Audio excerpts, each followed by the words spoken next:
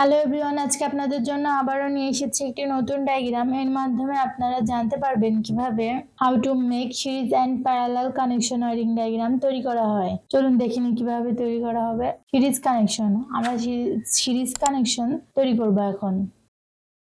Battery 1 ও 2, এল positive line battery 1 এ connection দেওয়া হলো, negative line battery 2 তে কানেকশন দেওয়া হলো, নেগেটিভ লাইন ব্যাটারি 1 থেকে ব্যাটারি 2 তে কানেকশন দেওয়া হলো। 12 প্লাস 12 ভোল্ট সমান 24 ভোল্ট 7 এম্পিয়ার। এটি আমরা সিরিজ কানেকশন করলাম। এবার প্যারালাল কানেকশন করব।